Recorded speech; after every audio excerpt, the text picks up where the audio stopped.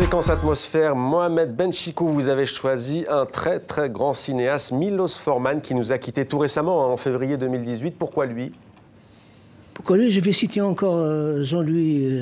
Comolli. Il dit l'utopie cinématographique fixe dans le présent des choses qu'on croit révolues à jamais.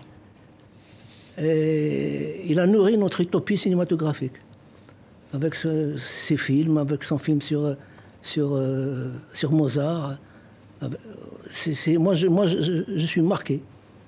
Voilà. L'As de pique, Les Amours d'une blonde, Amadeus que vous avez cité, Vol au-dessus d'un nid de coucou, pour ne citer que quelques-uns de ses chefs-d'œuvre. Jean-Louis Comolli, vous avez choisi une exposition et un livre que voici, Aurès 1935, photographie de Thérèse Rivière et Germaine Tillion, résistante française. Pourquoi ce choix ? Écoutez, parce que ce livre est paru récemment, au début de l'année, que je ne le connaissais pas, je l'ai ouvert et j'ai trouvé absolument fascinantes ces photos prises en 1935, donc longtemps avant la guerre, et moins longtemps après la victoire, la conquête de l'Algérie, par deux chercheuses du Musée de l'Homme, des ethnologues, qui, Germaine Tillion, s'est révélée être une amie du peuple algérien, une combattante pour l'indépendance de l'Algérie. Bon, elle l'a payé très cher d'ailleurs ici.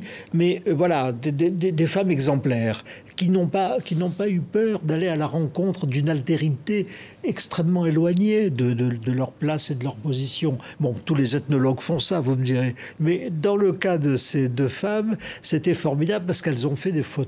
Voilà.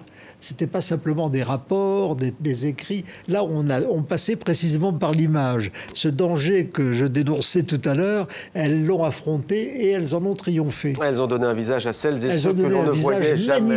Magnifique à ces gens qui étaient de pauvres gens, disons-le, dans des douars, dans des villages extrêmement pauvres. En 1935, dans les Aurès, vous voyez, c'était pas facile. Aurès 1935, merci beaucoup, c'est aux éditions Azan.